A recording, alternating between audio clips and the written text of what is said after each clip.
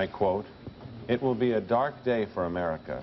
We will send their sons home in coffins and in boxes." And he underlined not just people in military uniform, but civilians too. They are all a target of this fatwa, unquote. It was the first time he underscored that this is no longer bin Laden against the forces of the U.S. government. This was bin Laden against the American people, civilians included. It was 6 weeks after he made that statement in July when he, according to U.S. officials, blew up the 2 East African embassies, thus carrying out the threat he made. And he has threatened several times, including once recently, to launch more attacks. In his latest video, essentially claiming credit for the Cole attack, or at least cheering it on. This was the attack that appeared on Middle East television, and I think occurred at the time of his daughter's or his son's wedding. It's the one even after that where he released a kind of a training video showing himself shooting guns and showing U.S. leaders and targets and so on. So he has underlined the threat that it's a continuing one. All right, just to make clear to people at home, we're persisting with the questioning on this issue of anybody we talk to in the Intelligence Committee or with access to it, so that the country does not rush to judgment, even though, as John Miller and Senator Hatch most recently and others, John Cooley, our correspondent in the Middle East, make clear that Osama bin Laden is certainly a logical person to put at the very head of the suspect list. ABC's Brian Ross gives us some sense of background on at least a measure of the training that Mr. bin Laden has been involved in. Commercial airlines have been a part of many of the terrorist schemes tied to today's prime suspect, Osama bin Laden. According to federal court records filed by prosecutors in New York, terrorists working for bin Laden have often received training as pilots, some with U.S. pilots' licenses for large jets. In fact, some pilots say the turn the second plane seems to have made in hitting the World Trade Center today would be difficult for an amateur to carry out. I think we have to start looking for people who were trained to fly these planes, people who knew what they were doing, because no pilot would ever fly in and destroy everybody. As for bin Laden, after tracking him through his cell phone for several years, American intelligence officials reportedly lost track of him last year. People at NSA told me that they had been able to eavesdrop on Osama bin Laden for a long period of time, and then all of a sudden it all went silent. They weren't able to track him anymore. Federal prosecutors say bin Laden has a pattern of making good on his threats, and just 3 weeks ago, the Middle East Broadcasting Company reported the latest warning from bin Laden and his followers that the coming weeks would bear significant surprises during which American and Israeli interests worldwide would be targeted. Men must send their sons to the battlefields and the fighting quarters so that they can be prepared militarily for the religion of Muhammad to triumph. That was 3 weeks ago in the Afghan desert. Brian Ross, ABC News, New York. Thank you, Brian Ross, for that. It's amazing. There's nowhere in the world, including John Miller's trip to Afghanistan 3.5 years ago to see Mr. bin Laden at the time. There's nowhere in the world which does not have video from it in this day and age, whether it's provided by bin Laden himself or whether on that rare and unusual occasion a Western reporter is able to get to him and sit down and question him about his intentions and his motives. To the Pentagon now, to ABC's John McCarthy. John, you have some information. Peter, hang on, John. Small signs. Okay. Go ahead. Okay, you hear me all right? I do. We're beginning to see the first small signs of the U.S. military positioning itself to perhaps do something in the days and weeks ahead. There was an aircraft carrier, the USS Enterprise, that had switched out with another aircraft carrier in the Persian Gulf and was heading home. That aircraft carrier, we are now told from Pentagon sources, has been told to stop dead in the water, turn around, and head back for the Persian Gulf. That's number one. Number two, after the World Trade Center was hit and the Pentagon was hit, we now know that the Pentagon had large numbers of F-15s and F-16s on emergency alert. They moved into the airspace around New York and Washington and secured the airspace. That is the first time, to my knowledge, Peter, that that has ever happened. Finally, one issue, Peter, that was raised in the President's remarks earlier this evening that is critical to those of us that watch the Pentagon and understand what some of the code is behind the words. The president said, "We will make no distinction between the terrorists who did this act and those who harbor them."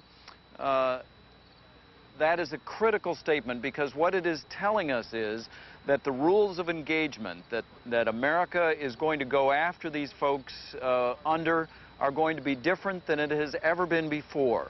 The United States is not going to be bound by those tight issues of collateral damage.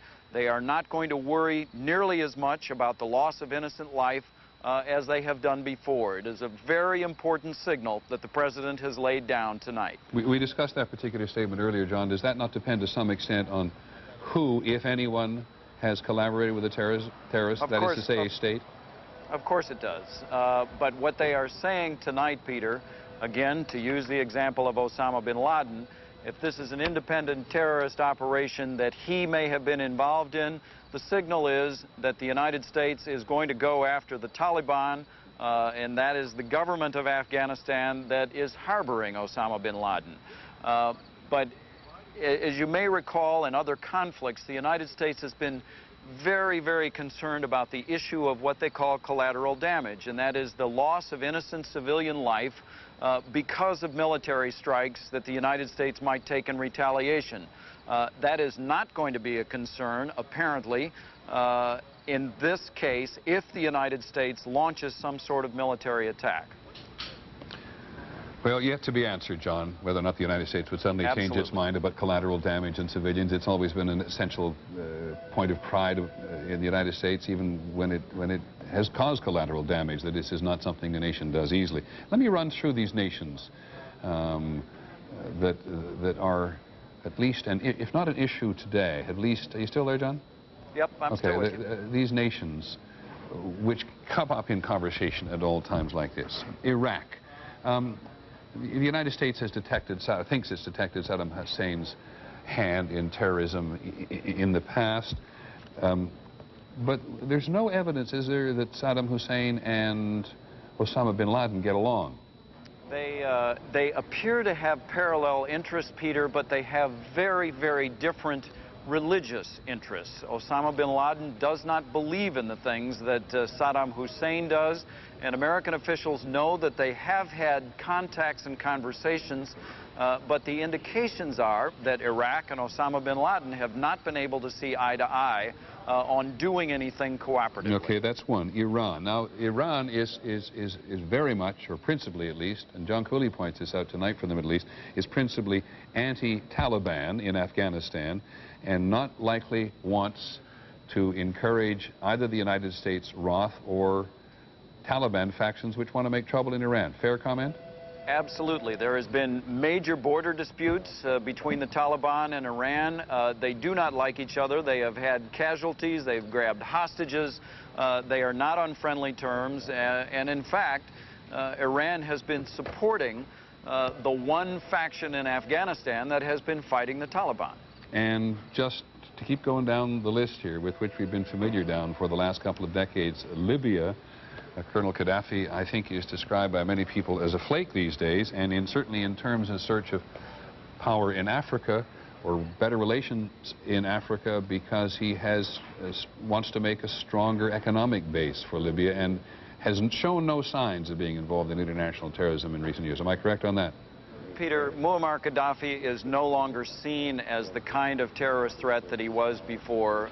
He has lost a lot of the momentum in the drive that he was trying to do about 10 or 15 years ago.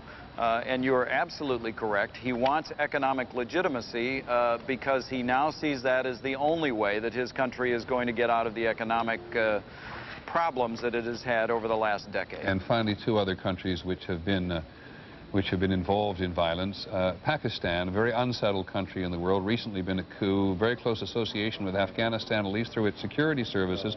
Cannot imagine that Pakistan would want to incur the wrath of the United States. No, not incur the wrath, Peter, on the one hand, but Afghanistan and the Taliban are their neighbors. The Taliban and the fundamentalist Islamic movement is beginning to have an important impact on Pakistan, on certain sections of Pakistani society. So while Pakistan would never support something like this, most analysts would say they can't control it either. In other words, Pakistan, and particularly its security services, which have been suspected of fomenting or at least cooperating with terrorism before and cooperating with drug dealing going back and forth, they're in some respects the loose cannon within an already unstable Pakistan. Well, somewhat of a loose cannon, Peter. We have to be very careful that we are not accusing Pakistan of being involved in anything like this. On the other hand, the Pakistani intelligence service has supported some things that Osama bin Laden has done very covertly. Okay, and finally, because its name is often mentioned in terms of sponsoring international terrorism, is Syria. And again, I think people we check in with today would be really surprised, if not horrified, to hear that Syria would want to incur the United States' anger to this degree. Not considered a likely contender, but again, both Syria and Iran do play in the Israeli-Arab dispute, and the whole issue of the foment on the West Bank in Israel is something that those countries do play in, but there is no indication that that conflict is connected to what has happened today. No evidence at this moment. Exactly, John, and thank you. You end on a particularly appropriate note, because we are simply talking at the moment in many respects, giving what I hope is legitimate background in terms of the countries which have been involved in the constant conflict involving the United States, and prior to that the United States and the Soviet Union for many years, Israel and the Palestinians, extremist Islam, not Islam by any means, extremist Islam or extremist Muslims who regard the United States as an enemy.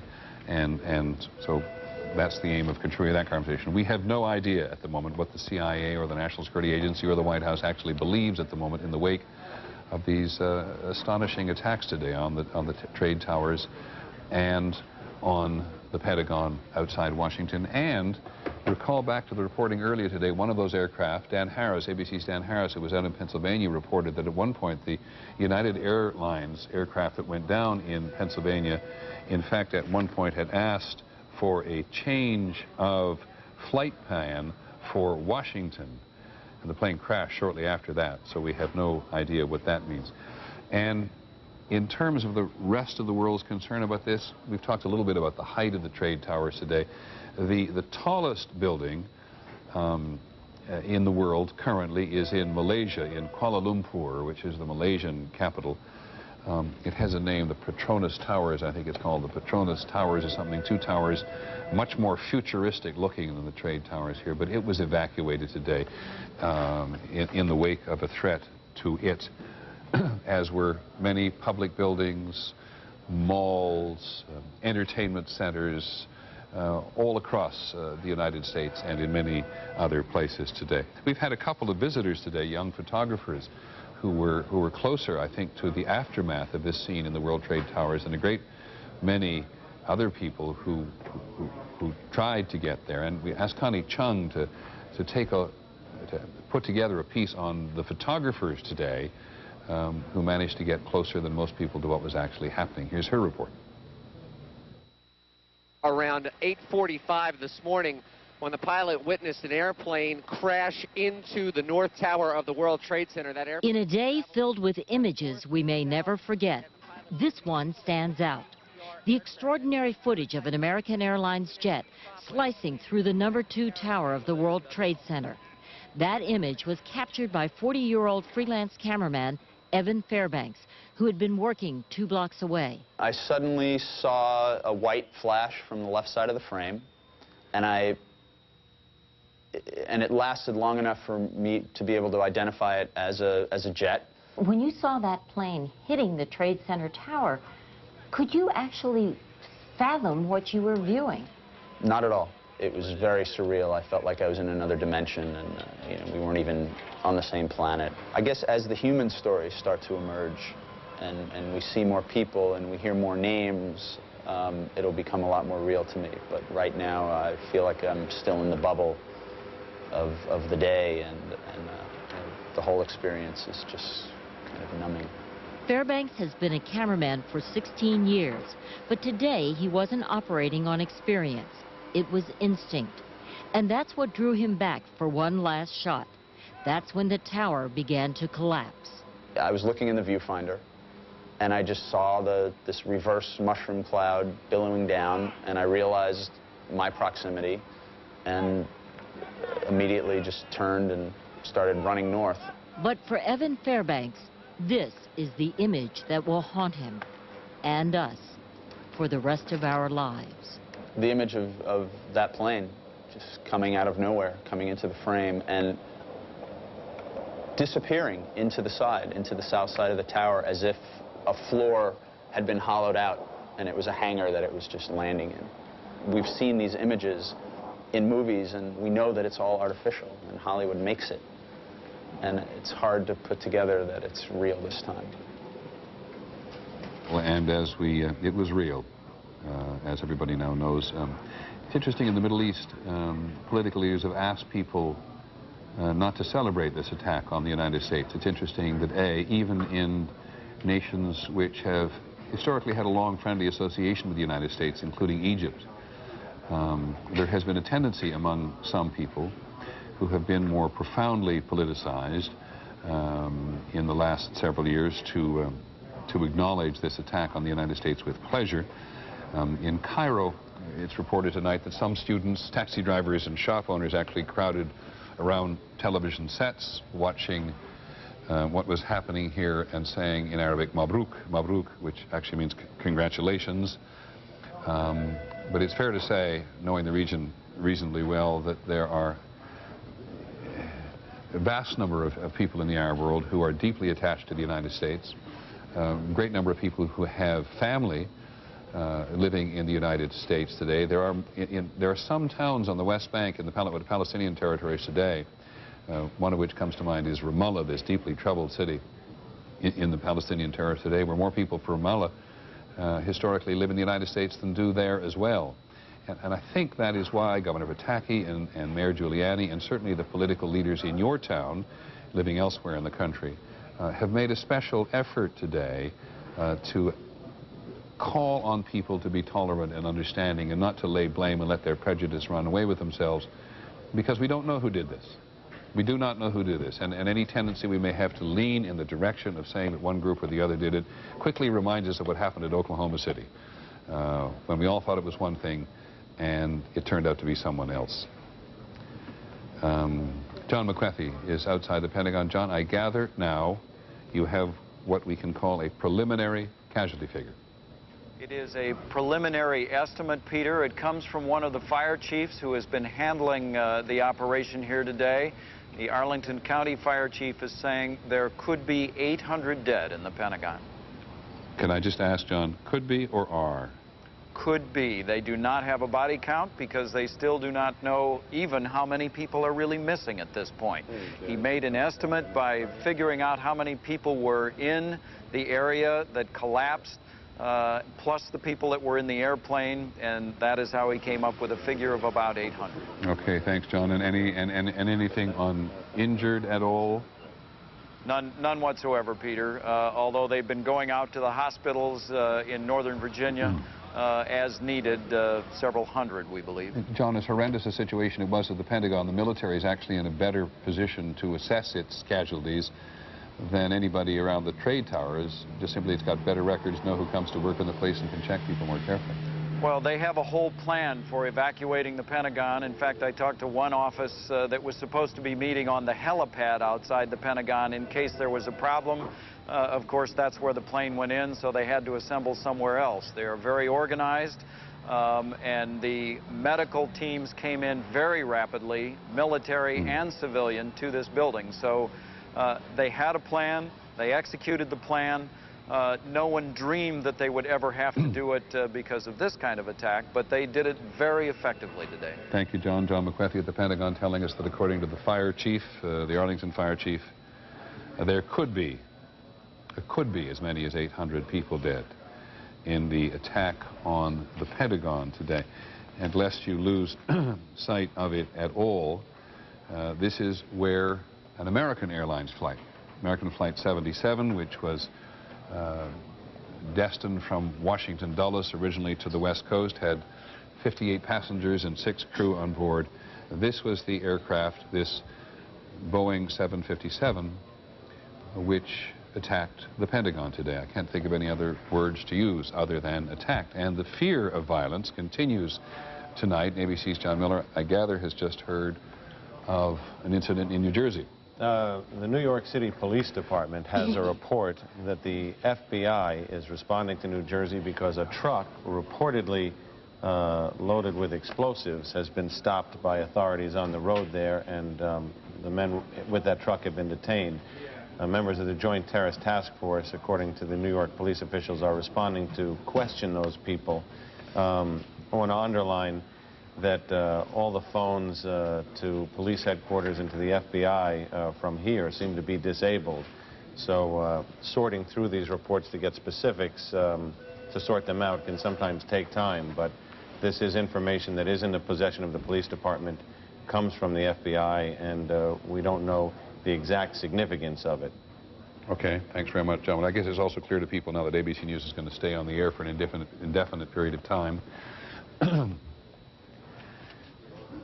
For a variety of reasons, of course. One is to continue reporting the news, which is our job, and secondly because of something that an American historian once said to me many years ago, that the television set is roughly equivalent to a campfire in the days as the wagon trains were making their way westward, and there was a catastrophe on the trail, and so people pulled the wagons around and sat down and discussed what went on and tried to understand it, and then went on the next day. And we do that in front of our television sets now in large measure today. We did it, you'll recall, at the time of the Challenger. We did it when President Kennedy was assassinated.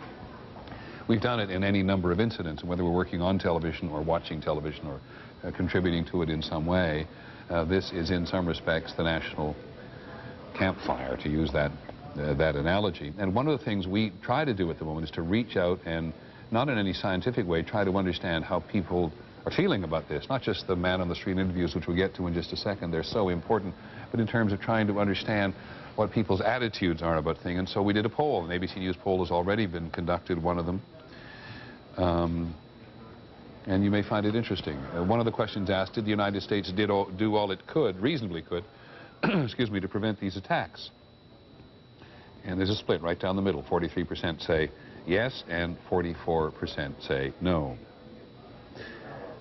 Here's something very interesting. We asked people whether or not they had confidence in the United States to find and punish those who were responsible. And we asked people whether they were very confident or somewhat confident, and quite an astonishing 91% said yes, and only 9% said they had little or no confidence. Were people willing to give up some liberties? It's been a point of discussion throughout the day.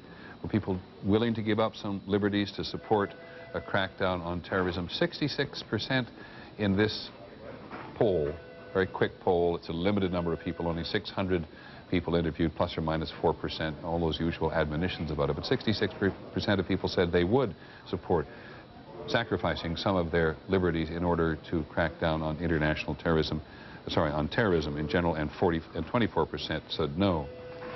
Would you support military action against groups or actions responsible? 94% said yes, and 3% said no. Would you support military reprisals even if it could mean war? And maybe this is not a surprise in the intensity of these early hours. 86% said yes, and 7% said no. Fair to point out that none of us have any understanding of what a definition of war is at the moment. The last time the United States went to war was in the Persian Gulf, and it was by conventional war standards, it was fairly casualty free for the United States, and we didn't even do as much, the United States didn't do as much damage to the Iraqis as they had originally anticipated. Concerned about future terrorist attacks here? Back to the poll very briefly. Two more questions, Sandy. Concerned about future terrorist attacks here? 87% of the people we asked said yes. Seems like a sensible answer given what's happened today, and 12% said no. And worried? And this is where we've talked extensively today, or not extensively, but occasionally, about the effect on the national psychology. Are you worried, or someone, you or someone close to you, may be victimized? And 47% said yes, and 52% said no. So that's what we find in an early poll from our polling institute today, asking those very obvious questions in the wake of these attacks in New York and outside Washington today. Those voices from the street are very, very important. Here's Charlie Gibson with a report on them. All emergency workers around the city are on call. There is mayhem and chaos, people running everywhere. A clear late summer day turns into what feels like a nuclear winter. People are caught in the tower, hanging out of windows, some jumping 80 floors to their deaths. Others hoping, praying to be rescued.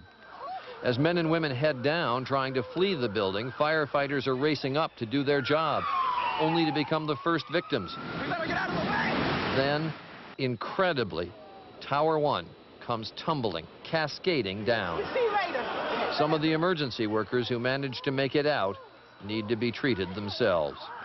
Fire union officials say of the first 400 firefighters on the scene, 200 are missing, probably killed. Meanwhile, there are reports at the White House that the Pentagon has been hit. A spokesman for the Pentagon said he had no firm number of casualties as firefighters struggled to contain the blaze. At 10:30 Eastern Time, the second World Trade Center tower collapses. And minutes later, a full-scale state of emergency is declared in New York. The effort now has to be to save as many people as possible. Police officers do everything they can to evacuate downtown Manhattan. The scene quickly turns to triage. Initial reports say at least 2,100 people have been injured, 600 of them taken to hospitals by mid-afternoon, 5 dead on arrival. 1,500 more walking wounded were taken across New York Harbor to New Jersey's Liberty State Park, and dozens of ambulances raced there as well. Meanwhile, uptown, hundreds turned out to give blood, some waiting 2 or 3 hours at blood donation centers. And then late afternoon, 5 p.m., still another building collapses. 7 World Trade Center, ruined by falling debris from the Twin Towers. But overall, there are some stories of lives saved. As we came downstairs, we were just dragging people along with us. At the Pentagon, workers continued through the early evening to contain the fire and smoke, but can't get to ground zero, where officials fear many are dead, including the passengers and crew from the American Airlines plane. One of those known passengers was Barbara Olson, the wife of the Solicitor General of the United States, Ted Olson. At this hour, where the World Trade Center once stood, casualties are expected to be overall in the thousands. Mrs. Olson, who is widely known to viewers of cable and to network television around the country, is the only, to the best of my knowledge, the only person who we have publicly identified today who has been killed. And that, of course, is because, as Charlie Gibson has pointed out before, Mrs. Olson was in contact with her husband, the Solicitor General of the United States, while she was on a plane that had been taken over by terrorists. But as we heard from Mayor Giuliani earlier, and we heard from Governor Pataki, in part because, excuse me just one second, okay, in part because New York State and New York City have offices in the trade towers, and because Mayor Giuliani simply knows so many people in New York City, they know that friends and associates have been killed, and people in many, many parts of the country, without any doubt, know people who have worked in the trade towers or had offices in trade towers. And it is those people sitting on the edges of their seats tonight, perhaps desperately trying to get through to those government hotlines, which we put up on several occasions, that we will put up again as the evening ensues, desperately trying to seek information. And we don't have any in a personal way yet. The hospitals in Lower Manhattan have been to some extent overwhelmed. You see these scenes on the street as well as we do. And so you can appreciate just how enormously difficult it is at the moment to get to the point of identifying people on the ground. It has been easier and desperately sad for people who knew other people traveling on the 4 aircraft that were involved in these incidents today, because there are passenger manifestos.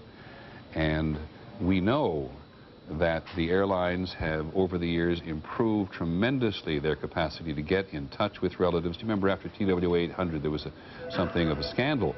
TWA was under tremendous pressure because the families of those people involved literally went out to Kennedy Airport and stood around desperately demanding information about their friends and relatives who were on that flight.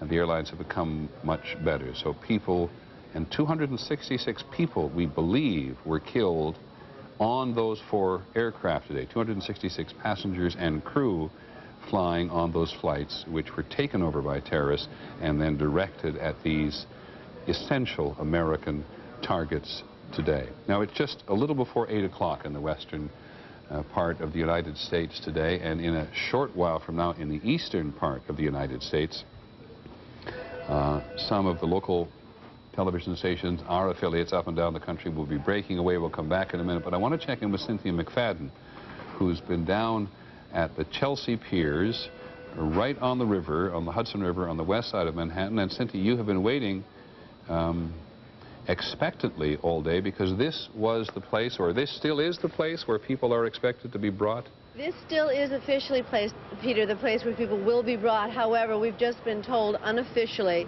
but it appears truly, that doctors are going to be dispatched to Ground Zero. At this point, victims are trapped in the rubble, and they're sending a team of doctors to perform amputations at the site. And the reason this place is empty, filled with doctors and nurses, but not with victims, is because the victims can't get here. So they're sending a team of doctors to the site. Cynthia, has anybody shown up there today at all? There's been this long line of ambulances behind you. Indeed, there have been victims brought here, but most of them not severely injured. They are still expecting a massive influx of victims, Peter. And this site still stands ready with 50 operating rooms inside. But at this point, they are going to dispatch teams to perform amputations on the site.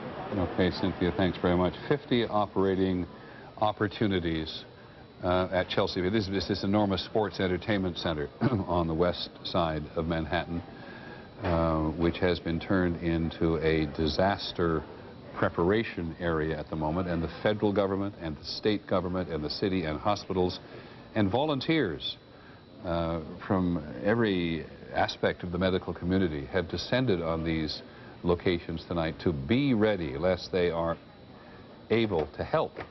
Governor Pataki and the mayor of New York City, Rudy Giuliani, said a short while ago they've got enough volunteers at the moment, but the reason that the governor called for doctors, I'm going to dig through my notes here and see if I can find that number again. The reason that the governor of New York said that they were put up a couple of phone numbers was because he made it very clear that while they have enough doctors at the moment, even though the tremendous pressure on the hospitals in lower New York particularly, and burn victims have been taken to a variety of centers in New York and New Jersey and Connecticut and as far north as Canada, not very far north when you think about it, to be treated.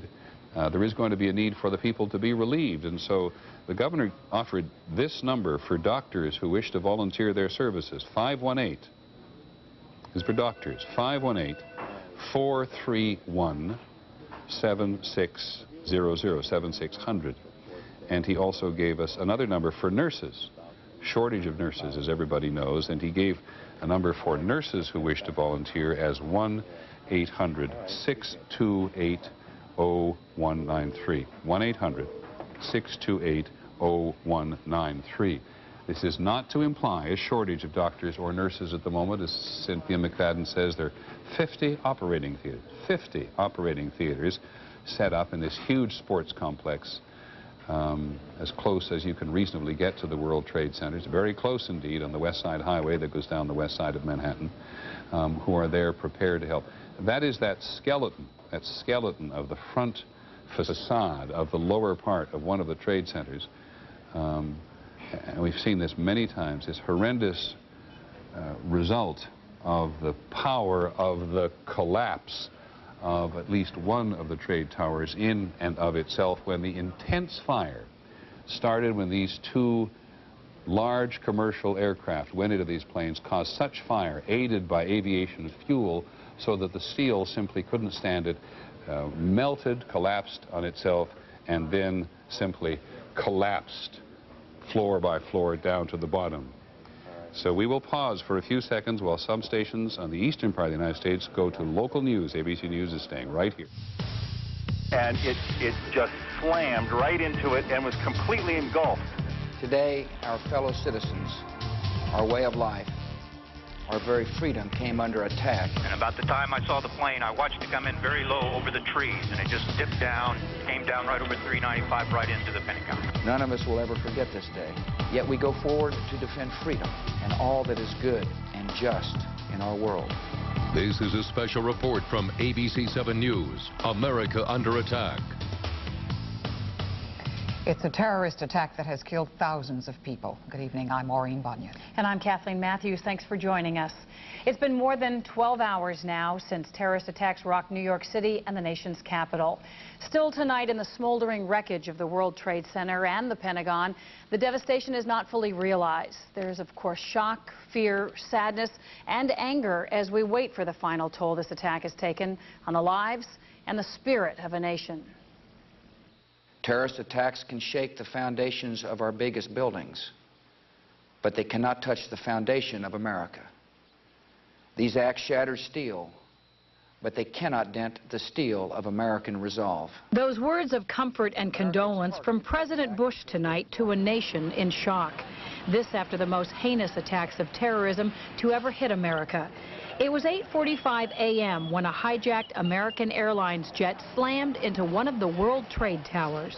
Almost as soon as this tragedy was comprehended, at 9:03, a second hijacked jetliner hit the second World Trade Tower, confirming the nation's suspicion that this was no accident. The attacks came in waves, the next one hitting at 9:40 a.m. This time the target was close to home. It was the Pentagon. The weapon, a hijacked American Airlines plane going from our own Dulles Airport to Los Angeles. Out of nowhere, you just saw a plane real low and just went straight, didn't come in from high, came in real low, and just the back end of the Pentagon just blew it up, big mushroom fire cloud. Insane. The Pentagon attack sent the Washington area into a panic, with the White House, Capitol, and all federal buildings being evacuated. Nationwide, all flights were grounded, and travel in America came to a standstill. This is as close as we can get to the base of the World Trade Center. You can see the firemen assembled here, the police officers, FBI agents, and you can see the two towers. A huge explosion now, raining debris on all of us. We better get out of the way! Then, a tragedy that was already incomprehensible was made worse. At 9:50, the first World Trade Center tower collapsed, with ash and soot blanketing Manhattan. Oh my God, this is so terrible. At 9:58, a man holed up in the bathroom of a United Airlines flight from Newark to San Francisco called and said his plane had been hijacked. And a few minutes later, that plane crashed into a field outside of Pittsburgh. No one can go in to get the people out. There's small explosions still going on. At 10:29, the unthinkable happened again. The second World Trade Center tower collapsed, and the shock and dismay that America was feeling was beginning to turn to anger and a demand for justice. This is a day when all Americans from every walk of life unite in our resolve for justice and peace. America has stood down enemies before, and we will do so this time. At a time like this, the nation looks to its leader for guidance and strength. And at the end of our newscast, we're going to bring you the president's speech in its entirety. Maureen? Kathleen, tonight we're getting an estimate on the number of casualties from today's attack on the Pentagon, and it is not pretty. Arlington County officials tell us there may be between 100 and 800 bodies still in the rubble of the Pentagon. As far as injuries are concerned, we know that so far, 81 people have been treated today at area hospitals. Kathleen? Pentagon officials tonight say when emergency crews finish their work, there will be many casualties. Hundreds of workers were inside the nation's military headquarters this morning when the plane crashed into the building. American Flight 77 was hijacked at our own Dulles Airport and then taken to the Pentagon. With 64 passengers on board, terrorists crashed the plane into the northeast side of the building. Tonight, the fire is still burning at the Pentagon, and our live team coverage continues with ABC 7 News reporter Daryl Carver, who's live on the scene. Daryl, what's the latest from there? Well, we just got those same staggering numbers from Arlington County fire officials. Anywhere from 100 to 800 people dead inside the Pentagon. Now, we had the opportunity to go inside the Pentagon earlier tonight for the press briefing. The press room is about 2 corridors away from where the plane actually landed inside the building. There was still a stench of fire and smoke throughout that building. I was up in the air traffic control tower, and the soldier went downstairs to the restroom. And as you look out the side of the building, I see a plane run right into the side of the Pentagon. And when it did, the whole ceiling and everything just fell. So 9:30 this morning, a workday like no other started in the Pentagon, with defense workers being evacuated as rescue workers tried to put the flames from the crash out. Both civilian and military volunteers rushed to the heavily damaged E-ring to help the injured. Among those helping was Stephen Hall, a worker at a nearby building in Crystal City. There were squads of 4 people with the stretchers, and they would give us instructions as to how it would actually occur. You know, the 4 people, how you would get the bodies onto there, the identification process itself, where you write it, where the physicians would be, and where would they be transported it to. Well, we know there were large number, many dozens in the aircraft that flew at full power, steering directly into between I think the 1st and 2nd floor of the opposite the helipad. You've seen it. There cannot be any survivors. It just would be beyond comprehension. As defense officials try to account for those missing or dead, they promise retribution for attacks here and in New York, delivering tough words but stopping short of calling this an act of war. This is indeed the most tragic hour in America's history. And yet I think it can be its finest hour. Despite the damage left behind, officials promise the Pentagon will reopen